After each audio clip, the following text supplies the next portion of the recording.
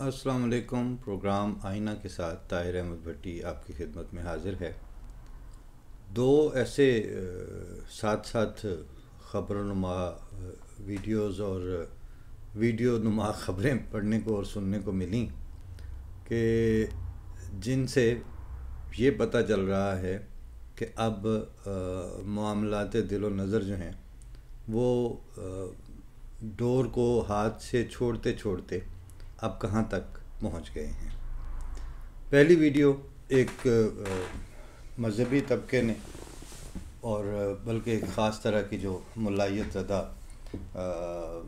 उनके प्रमोशंस होती हैं अपने थाट को दूसरों पर मुसल्लत करने की, वो उनकी तरफ से थी।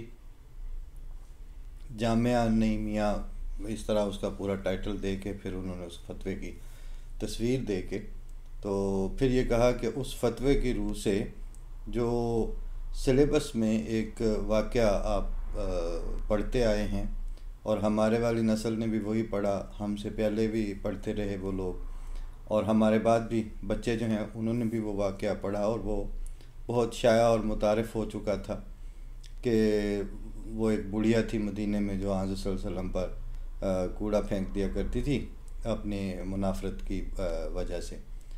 तो एक दिन जो उसने नहीं फेंका तो फिर आप सल्लल्लाहु अलैहि वसल्लम ने पूछा और उसका हाल पूछने गए कि वो बीमार थी, और ये सारी इस्लामियात में भी वो आता था, हमारे दौर में भी था।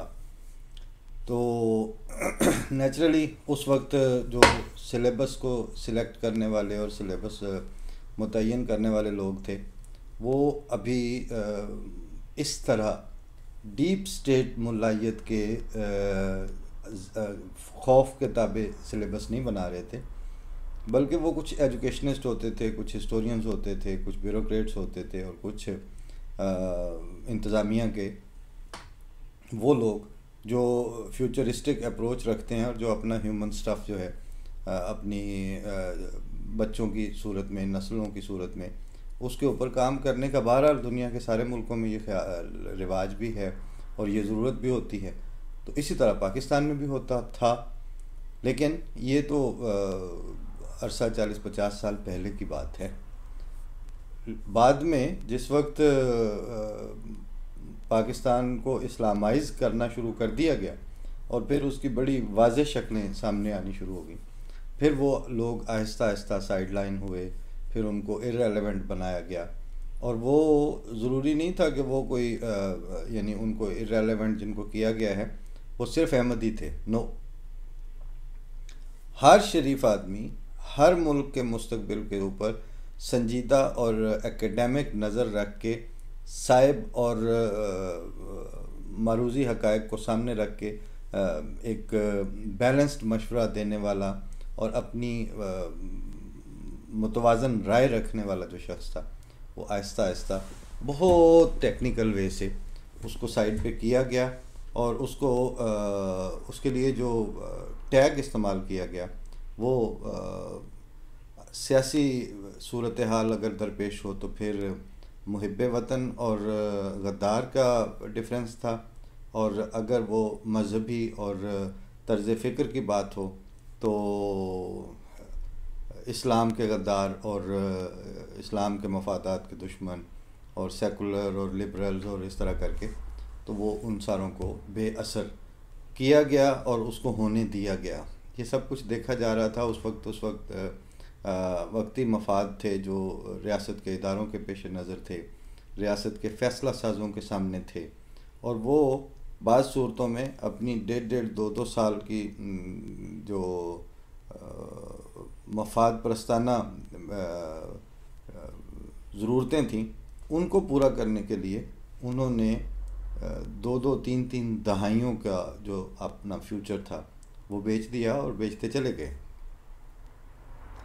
उसके साथ साथ वो सुवरेनिटी का राग भी अलापते रहे, वो पाकिस्तान को इस्लाम का किला भी बनाते रहे, लेकिन वो किले की बयानबाजियाँ जो थीं वो अपने भोंपू लगा के तो उनके ऊपर वो उस तरह करके ऐलान करते रहे, दुनिया को अपनी तरफ से बताते रहे, दुनिया को बेवकूफ़ समझते रहे, और अंदर से उस किले में जो का जो गारा मिट्टी, उसकी ईंटें, उसकी दीवारें, उसकी तरह अपना बुनियादें वो दीमक, चूँकि ये असूल जो हैं या बेअसूलियाँ, ये इनको सही दुरुस्त लफ्ज़ों में कहना चाहिए, ये बुनियादी तौर पर वो दीमक होती है जो आपके कौमी वजूद की इमारत को आहिस्ता आहिस्ता खाती चली जाती है, खोखला करती चली जाती है। और आपको पता, अहले नज़र को तो पता होता है, लेकिन वो जिनका ओढ़ना बिछोना और जिनकी टोटल मबलग इल्म और फ़िरासत जो है वो अपना ही मफाद होती है, उनको ये बात नज़र नहीं आती।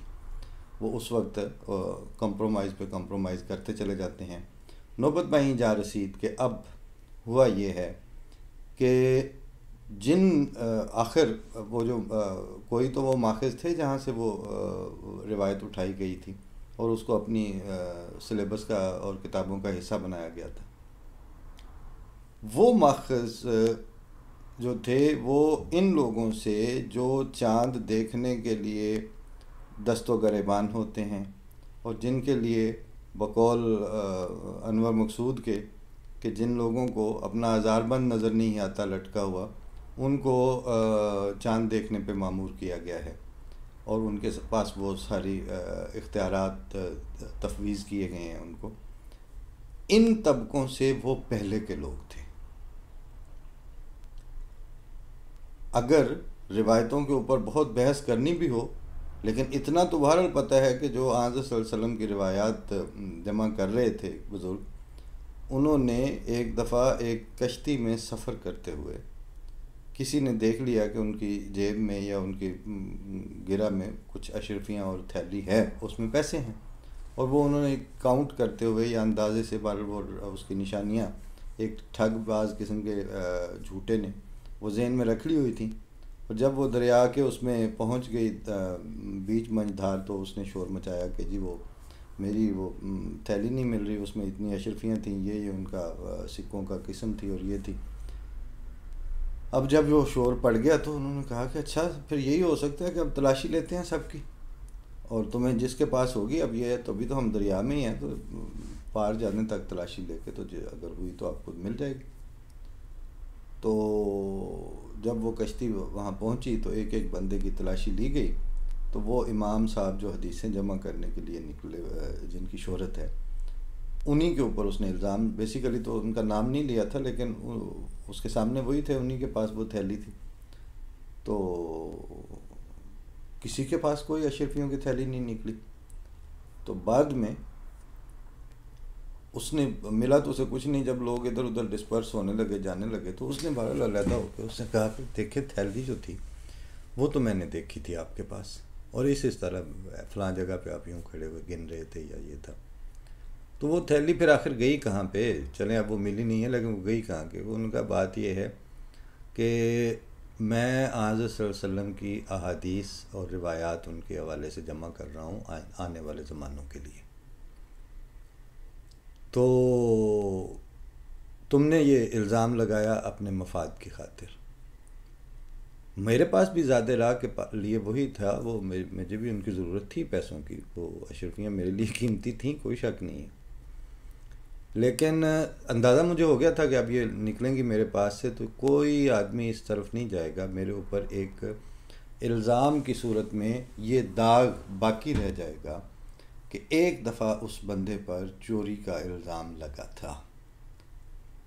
लेकिन तुम्हें तो इन चंद अशरफियों से गर्ज़ है, मुझे ये है कि मैंने वो बहुत कीमती रिवायात जो दुनिया फिर के जमा की हैं, वो आइंदा ज़मानों तक के लिए वो वैलिड भी हैं और उनकी अहमियत भी है और उनकी ज़रूरत भी है आने वाले ज़मानों को। तो मुझे जब ये फ़ील हुआ कि अब अगर वो मेरे पास से निकल आई, जो कि मेरी ही है, तो इस इल्ज़ाम को कौन धोएगा। और आइंदा ज़मानों के जो मुहक्किकीन हैं उनकी नज़र में सिर्फ इस एक वाक़े की वजह से मेरी मेहनत से जमा की हुई हज़रत सल्लल्लाहु अलैहि वसल्लम की रिवायात जो हैं वो मशकूक ना ठहरें, उनके ऊपर साया ना पड़ जाए। तो मैंने अपनी वो थैली जो थी वो चुपके से दरिया में फेंक दी। अशरफियाँ तो फिर मिल जाएंगी, लेकिन ये इल्ज़ाम जो है वो आइंदा ज़मानों में नहीं धोया जा सकेगा। इस सतह और इस पाए के जो बुज़ुर्ग थे उनकी जमा की हुई रिवायात में से वो रिवायत निकाली गई थी। और किन के फतवे पे अब वो रिवायत डिसोन करनी है? जो जब मर गए तो उसके बाद कराची ही की कोर्ट में उनके जो जायदादें और असासे थे वो करोड़ों रुपए में उनके अपना वरसा ने दावे करके हाई कोर्ट से वो और मुख्तलिफ अदालतों से वो फैसले जो अब सोशल मीडिया पर आम हुए फिरते हैं, करोड़ों रुपया, जिनके कोई ज़रिया आमद और कोई bona fide track record of that asset जो है वो किसी के पास नहीं है। तो जिन्होंने अपनी माली और ज़ाती और दुनियावी और फौरी मनफ़ियत की खातिर सारी ज़िंदगी उन चीज़ों को डिक्लेयर नहीं होने दिया और उनको सामने नहीं आने दिया, और अपना जो इम्प्रेशन है वो एक मजहबी आलम और एक बस खुदा रसीदा के तौर पर सूडो मजहबी आलम के तौर पर इस्टेब्लिश करते रहे, और वो रकम क्या किसी को नहीं पता। उन अशरफियों का कि उन्होंने अपनी सारी ज़िंदगी भनक नहीं पड़ने दी। उनके इदारे के फतवे पर हम वो जो पिछले जिनके ऊपर कोई हम धब्बा नहीं लगा सकते, जो इस लेवल पे एहसास करने वाले थे आने वाले ज़मानों और उनकी नस्लों और हज़रत सल्लल्लाहु अलैहि वसल्लम को वो मोती और वो जवाहरात रिवायात की सूरत में पहुंचाने वाले, उनको क्यों छोड़ दिया जाए? यानी हम इमाम बुखारी और सही मुस्लिम के जो मुरतब करने वाले हैं वो, या इमाम मालिक जिनकी मुअत्ता इमाम मालिक है, या इमाम अहमद बिन हम्बल जिन्होंने अपने मौक़िफ़ के लिए हाकिम वक्त से कोड़े खाए, उन लोगों की जमा की हुई रिवायात में से जो सिलेबस का हिस्सा बनी हैं चीज़ें, वो छोड़ दें किसके कहने पर? जामिया नईमिया फ़लानिया फ़लानिया उसके बुनियाद पर क्यों? दूसरी बात कहते हैं जी वो इन्होंने कहा कि जी अल्लामा हज़रत फ़लाँ ख़ातम रज़वी शहीद मरहूम, उनका मौक़िफ़ ये था कि हाथ ना वड़ दिए तो ये ना कर दिए तो वो ना कर दिए। तो जनाब ये मौक़िफ़ जो आपने दिया है ये तो आज़ सल्लल्लाहु अलैहि वसल्लम के उशाक, क्या किसी नबी के उशाक के ऊपर भी ये मौक़िफ़ पूरा नहीं आता। दुनिया में अगर अल्लाह ताला ने इस तरह के हाथ वट देने वाले जो है वो दिए हुए थे तो मूसा को वहाँ से भगाने की क्या ज़रूरत पेश आ गई थी? उत्ते ही फ़िरौन दा हाथ वट दे। ये आप झूठ दर झूठ बोलते चले जा रहे हैं। दूसरे नंबर पर कुरान शरीफ तो जो है वो सारे का सारा भरा पड़ा है इन मिसालों के साथ कि जब भी खुदा ताला की तरफ से कोई आता है तो ये उसकी कदर नहीं करते, उसकी इज्जत नहीं करते। तमस्खर के ऊपर कितनी मिसालें और कितनी आयतें हैं कि जो अल्लाह ताला के नबियों को तमस्खर तो ही नहीं होती। फिर अल्लाह ताला की आयत की जो तस्दीक करते हैं तो अल्लाह ताला ने तो फरमाया कि वो करते हैं, लेकिन फिर उनको जवाब भी मिलता है खुदा ताला की तकदीर, मकर अल्लाह वाला ये सारी जो टसल है और ये जो खींचातानी है इसका तो कुरान शरीफ मुअय्यद है और कुरान शरीफ बता रहा है ये सारी की सारी। फिर वो जो जब जिसके ऊपर वो है कि वो आयत भी मौजूद है कि जिसमें वो मुनाफिक आज़म जो था उसने इस तरह का नॉनसेंसिकल जुमला कहा था कि मदीने का मुअज़्ज़ज़ तरीन आदमी वहाँ के उसको निकाल देगा। अब मैं वो जानबूझ के वो पूरे मुअय्यन अल्फाज रिपीट नहीं कर रहा। वो क्या इज़्ज़त की थी उसने? जिन रिवायात की जड़ें कुरान शरीफ में खुदा ताला के बयान फरमुदा मौक़िफ़ की में साबित हैं, उनको आपके जामिया नईमिया और अपना ख़ातम रिज़वी के की तस्दीक से क्यों हम इनकार करें उसका? ये इस वक्त मैं मजहबी इशू पे बात नहीं कर रहा। बुनियादी तौर पर मैं अर्ज़ ये करना चाह रहा हूँ कि डीप स्टेट का मसला ये होता है, डीप स्टेट चाहे वो मुल्लायत की सूरत में हो, चाहे वो वकला की तंजीमों की सूरत में हो, ये सब डीप स्टेट की मुख्तलिफ़ किस्में हैं। ये बाज़ दफ़ा स्टूडेंट्स तंजीमों की सूरत में सामने आती हैं, असल में तो वो उसको स्टेट ने इस्तेमाल करना होता है टिशू पेपर की तरह, फिर छोड़ देना, फेंक देना होता है। लेकिन डीप स्टेट ख़ास तौर पर हमारे कॉन्टेक्स्ट में, पाकिस्तान के कॉन्टेक्स्ट में, इसका अलमिया ही ये है कि वो फिर आपके बस में नहीं रहती। और इस वक्त तो खैर उसका वक्त ज़ाहिर हो चुका है, सामने आ चुका है।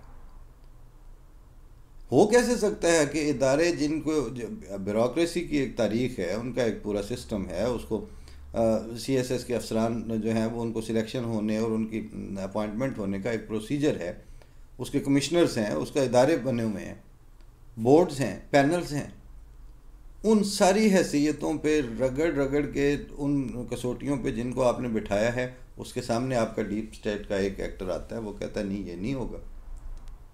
आपकी DMG और आपके वो जो डिस्ट्रिक्ट मैनेजमेंट के सारे इदारे उसके सामने बिल्कुल चुप हैं।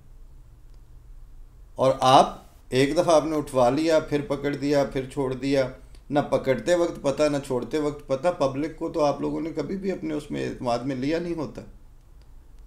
पब्लिक आपके लिए मैटर ही नहीं कर रही। आप खेल रहे हैं इन एक्टरों और डीप स्टेट की मदद से, और जब खेल रहे हैं तो उसके नतीजे में सबसे ज़्यादा जो बेड़ा गर्क हो रहा है, जो सबसे ज़्यादा डैमेज हो रहा है, वो आपका एडमिनिस्ट्रेटिव फाइबर डिस्टर्ब हो रहा है। आपका लॉ एंड ऑर्डर जो है वो एट स्टेक नहीं, अब वो बिल्कुल ख़त्म हो चुका है। अब कौन सा लॉ एंड ऑर्डर है? जिसको मर्ज़ी आपने जिस चीज़ में मर्ज़ी बुक कर लें। अच्छा, अगली बात यह है कि जनाब जेल के दौरानिया में मैंने एक दफ़ा वहाँ दौरान जेल देखा कि वो लोग पकड़ के आ रहे हैं। बैरक में जो कुल गुंजाइश है वो 85 या 100 या 120 मैक्सिमम लोगों के रखने की है, उसमें उन्होंने 300 भर दिया। कहते ये जेलें हैं नहीं। तो मैंने कहा जब जेलें नहीं है तो फिर पकड़ने का हक कहाँ से है इनके पास?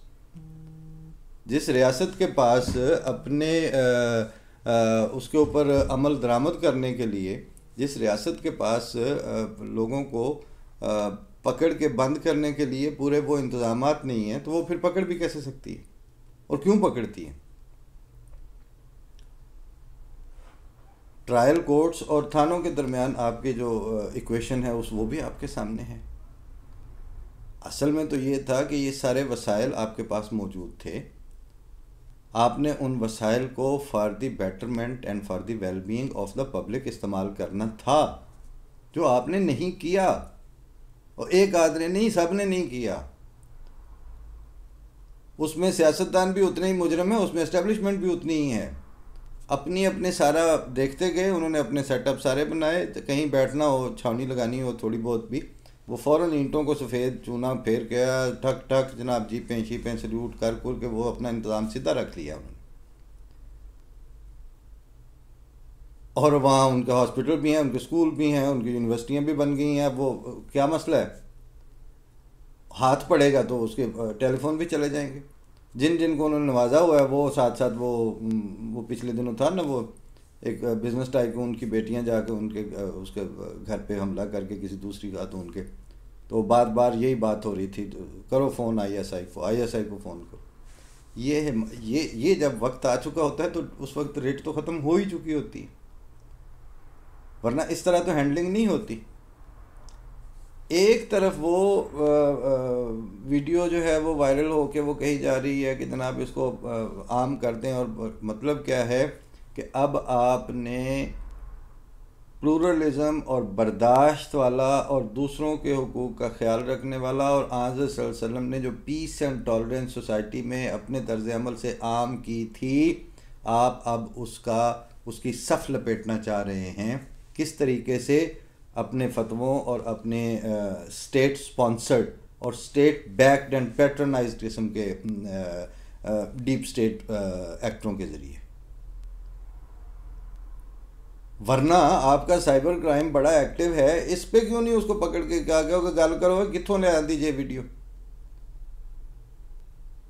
पर्ता देने वाला कोई नहीं है अब आप लोगों में। पर्ता आप इसलिए नहीं दे सकते, रिबट आप इसलिए नहीं कर सकते कि आप ही ने तो इनसे काम इस तरह के लिए हुए। लाकानूनियत पे आपने इनको, इसी की खातिर तो आपने इनको पैदा किया, प्रमोट किया था।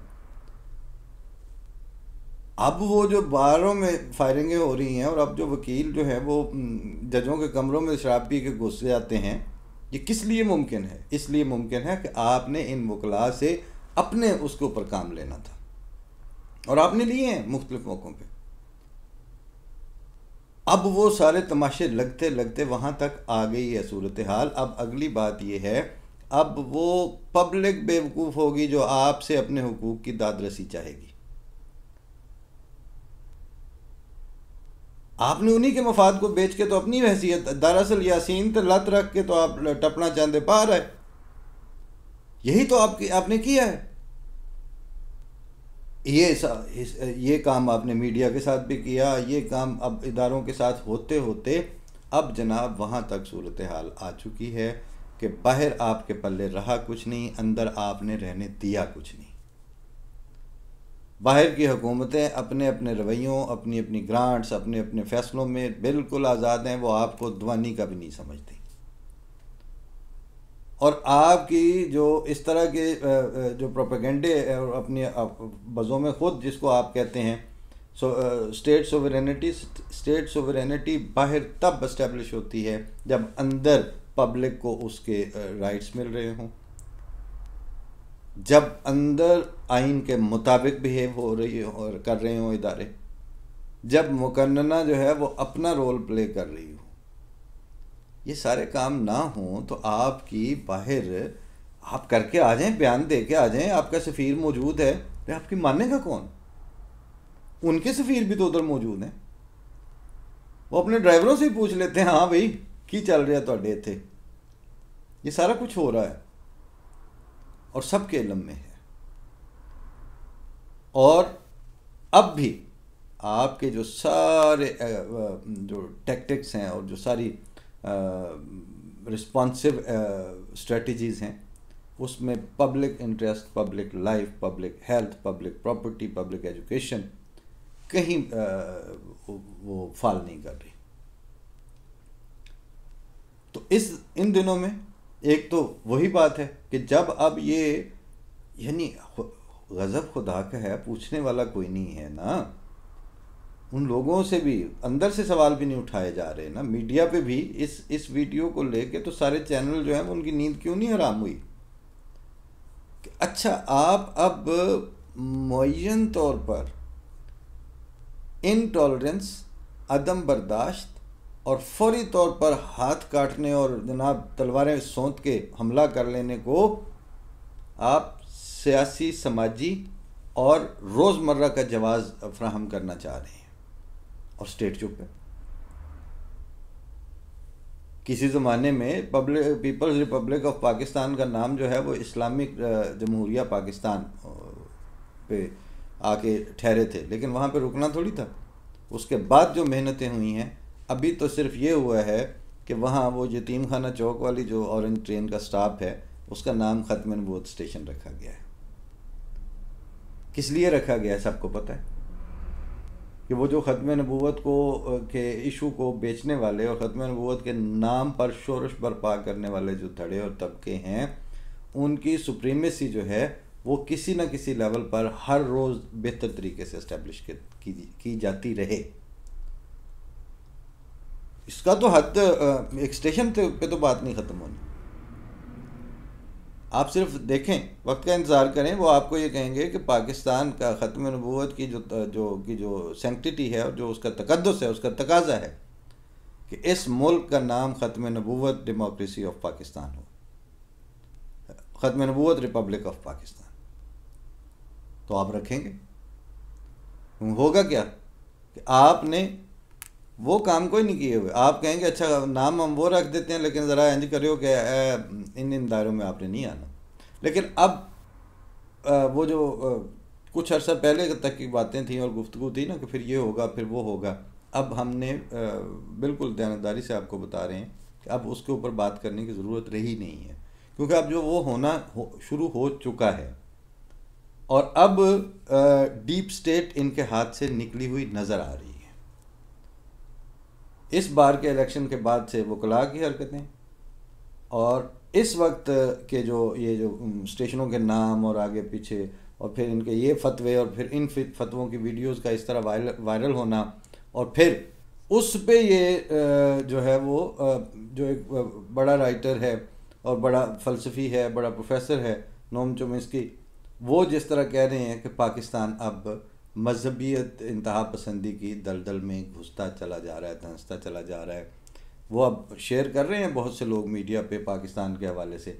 दो वजह से, वो एक तो ये कि कभी वो साइंस का नोबेल लॉरिएट हुआ करता था पाकिस्तान और साइंसदान इस लेवल के थे, और अब वो मजहबी रियासत के तौर पर। जाहिर है कि जब आप उस हद तक जाएंगे तो फिर वही होगा ना कि अस्पतालों में ऑक्सीजन के सिलेंडर ना मिलने से बंदे मरेंगे। पीआईए आपकी जो है कौमी एयरलाइन जो है वो उसका धड़न तख्ता होगा। नई एयरलाइन वो अगे पहाड़ सियालों के पहाड़े नहीं हूँ खड़े उत्ते गड़ा वलन लगूँ। मतलब है कि पाकिस्तान में जो चलते हुए सिस्टम थे वो वज़ीर आज़म से कंट्रोल हुए कोई नहीं, उनका निज़ाम चला कोई नहीं, और वो नई एयरलाइन जो है वो मिसाली बन जाएगी। मिसाली तो आपने पूरा मुल्क बना के रख दिया।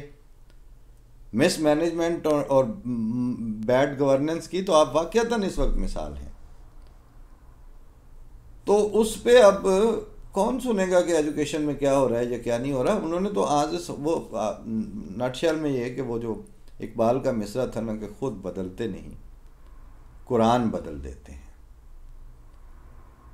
तो अब इन्होंने अपनी हरकतें तो तब्दील करनी कोई नहीं है, खुद टॉलरेंट नहीं होना, खुद दूसरे को स्पेस नहीं देनी, वो रिवायत बदल देनी है जिससे रसूलुल्लाह सल्लल्लाहु अलैहि वसल्लम का टॉलरेंट, पीसफुल और दूसरों को हक देने और इख्तलाफ करने और इवन कहीं ना कहीं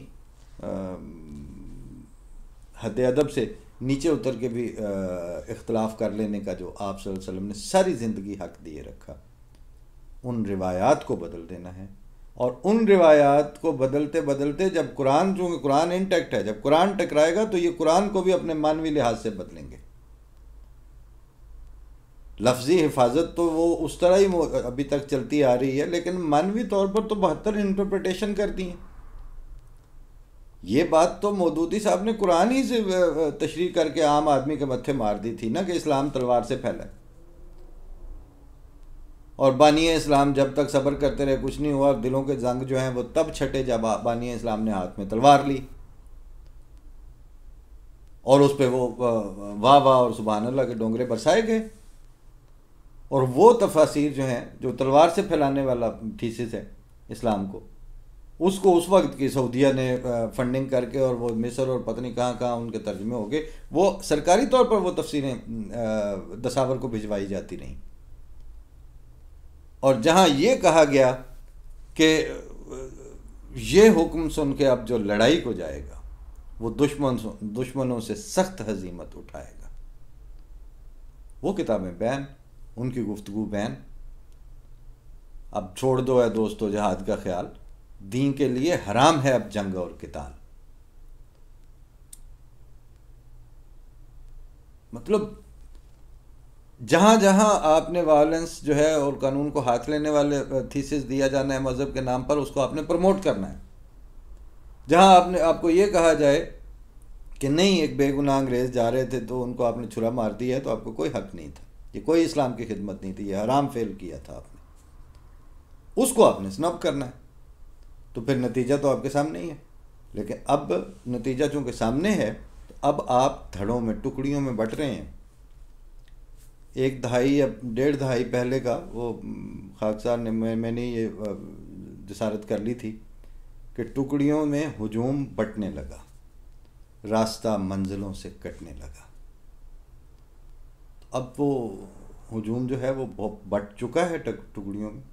अब क्या है, अब जो आमत उन्नास, जनरल पब्लिक, आम शरीफ आदमी, उसको अपनी जान, अपनी माल, अपने फ्यूचर, अपनी तालीम, अपनी सेहत, इसका इंतज़ाम ख़ुद करना है, इसको अपना तहफ़्फ़ुज़ ख़ुद करना है, या रियासत को अपने पैदा किए हुए डीप स्टेट और जो शरीफ आदमी है या जो अमन पसंद शहरी है उनके दरमियान आके खड़ा होना पड़ेगा।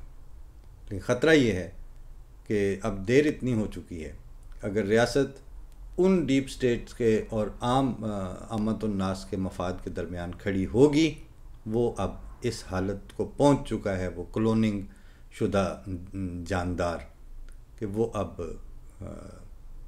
दरमियान में खड़ी हुई रियासत के ऊपर से फलांग के आएगा। देखें उस वक्त अब क्या करती है ये माँ, यानी ये रियासत, वो डायन के साथ मिलके अपने बच्चे खाती है या अपने बच्चों के साथ पलट के डायन पे वार करती है।